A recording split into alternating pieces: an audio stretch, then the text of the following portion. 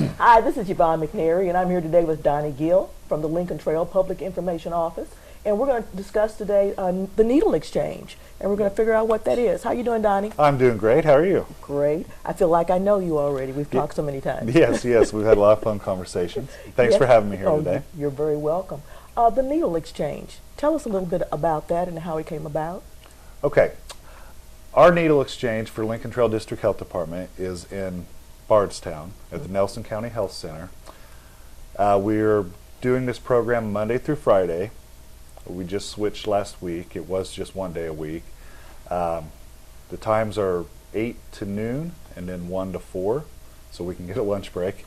And the goal of this program is to stop the spread of disease. Okay. And the diseases I'm talking about are hepatitis C, which Kentucky leads the nation in new hepatitis C cases, and HIV, because both of these conditions are spread through blood, and there's a lot of blood involved in the injection of drugs. So users have access to clean needles. Science and research has shown that this reduces rates. Okay. Now, with that, I know it takes numbers to show that we need a needle exchange or whatever. Where do you get your numbers from? Well, we contacted the Louisville Metro needle exchange program. Zip codes from Marion County and Hardin County, Nelson County, they were all showing up at the needle exchanges in Louisville. So we know there's a need for it in our area. We want people to do the right thing. You know, they may not be able to get a ride to Louisville, and then they would use dirty needles or previously used needles. So we want to give people access to this program, so they do the right thing, and we try to control the spread of these diseases. Okay. Now, when you look at some of the other places that have had needle exchanges, what kind of success rate are we looking at? Well, I mean, obviously it depends on how big the city. I mean, it's hard to compare anything to Louisville, because that's just a different kind of animal than what we're dealing with here locally.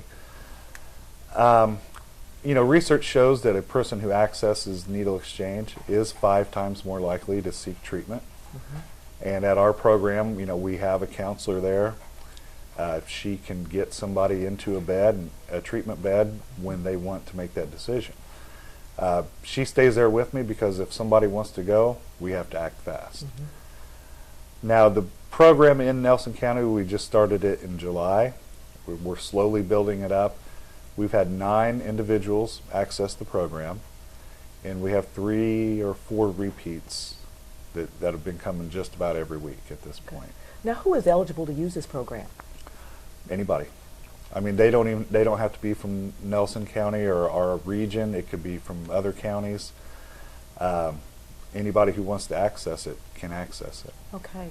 Now, when you talk about needle exchange, you're talking about needles that have been used for drugs, right? We're talking about those needles, not just any needles that you have. Right. It's got to be those, and to come in, and then we have. What would I go through when I came in for the needle exchange program? What's the first thing I do? Do I have to sign in? Do you get my name? No, we never get anybody's name. Okay. They just come in to tell the clerk they're here for the program or for needles. They will fast track that person back to me in one of the exam rooms that I have set up as the exchange. I come up with an individual code for them using the first 2 letters of their first name, first 2 letters of last name, a 1 or 2, whether they're male or female, and then just month and year of their birthday.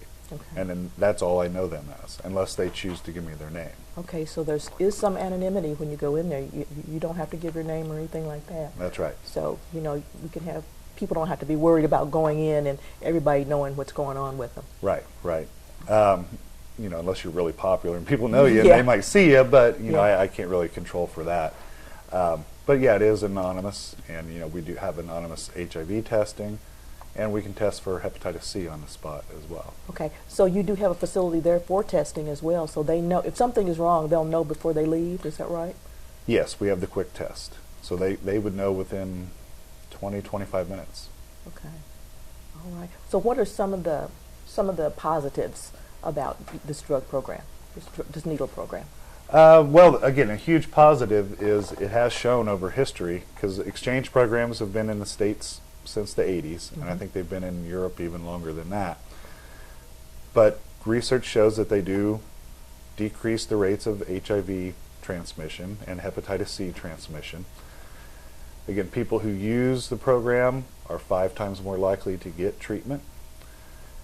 And, another huge benefit is it keeps the dirty needles off the streets.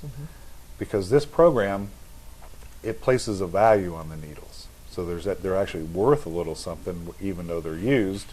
They bring them in, they trade them for new, clean needles.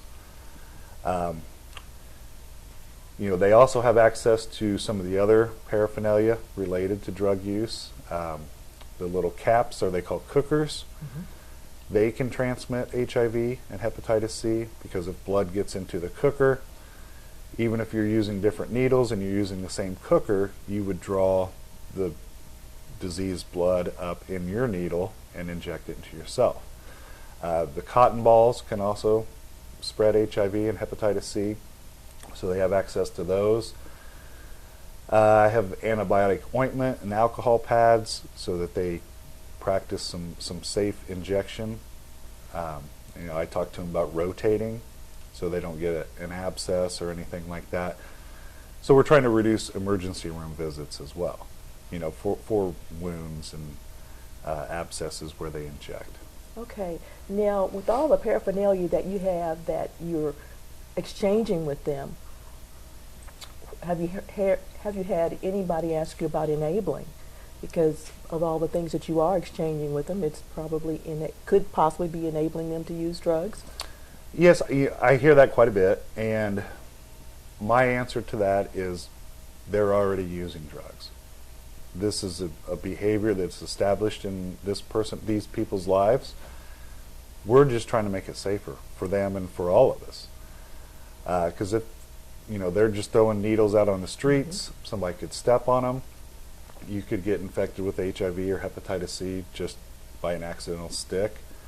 We don't want them just throwing them into trash cans, because then that could potentially impact our sanitation workers or people in the parks. The park workers getting trash out of the trash cans, and just the general public. Again, we don't want these needles everywhere.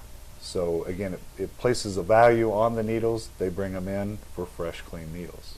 Okay, now you mentioned hepatitis C and you mentioned HIV. Tell us a little bit about hepatitis C. Well, hepatitis C is a virus that affects the liver. A lot of people have it and don't know they have it, especially baby boomer generation, because they did not screen the blood for a lot of times, for a lot of years. Now they screen blood when you donate it. What it does, again, it affects your liver, and it just starts to impair the function of your liver. Our liver has several important jobs. One is to filter the blood, so the liver is not going to be very efficient or effective in filtering the blood at that point. So that's where you see the yellowing of the skin take place, and it can turn fatal. They found a cure for it, but it's a very, very expensive cure. But if left untreated, you can die from it. Okay. And if you're sharing needles with a friend and you have hepatitis C, there's a good chance that they're going to catch it from you. Yes. Again, because when they inject the drugs, they draw up a little bit first. So the blood enters the needle, the barrel of the needle, and that blood residue can stay in there. So if they're not using a clean needle or washing it out with bleach water, you have a very, very high probability. You're basically injecting that virus right into your body. Okay. Now tell us a little bit about HIV. Okay, with HIV, that's a virus that attacks your immune system, and it breaks down your immune system to the point where, a common cold, it's a huge deal. It's a big deal for a person with HIV. The flu, is a big deal. They're more prone to pneumonias.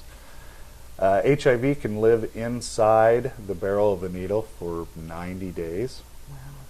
So if a needle could have been laying on the ground, somebody steps on it, again, that's how the virus enters the body. There is better treatments today. It's not can't cure it, Mm-hmm. but there are better treatments than what there used to be. Okay. Now we're talking about the needle exchange program that's located in Nelson County. Now, where is it located so that our viewers can take advantage? It's on 3rd Street in Bardstown. So if you're, I'm growing more familiar with Bardstown Okay, yeah. day by day. We're not too far from the circle in this center of town, Mm-hmm. around the courthouse. Okay. So it's South 3rd Street, and again, we're there Monday through Friday, 8 to 12 and 1 to 4. Okay. And we want everybody to know in all of our counties, anybody who's watching today is eligible to use this program. And we want you to come on in because there is anonymity. Yes. Nobody knows who you are. Everything is kept very quiet. Yeah. So that so nobody knows it was you. And not just for our viewers, but family members of viewers, friends of viewers, co-workers even. Mhm. You know, we have a very small sample size of 9, but half the people that we've had are employed. So this is not what people think it is. Usually it's associated with, you know, urban areas, this kind of heroin problem, opiate problem. But this is one that's affecting rural America at this point. And it's unlike anything we've ever seen before. Okay. So we've got the needle exchange program in Nelson County. Is there anything I've missed? We've missed today? Sharing with our viewers? I don't think so. Okay. I think we covered it well. We covered it well. All right then. Well, listen, thank you for being here today. You're welcome. And this has been Yvonne McNary for Central Kentucky Television.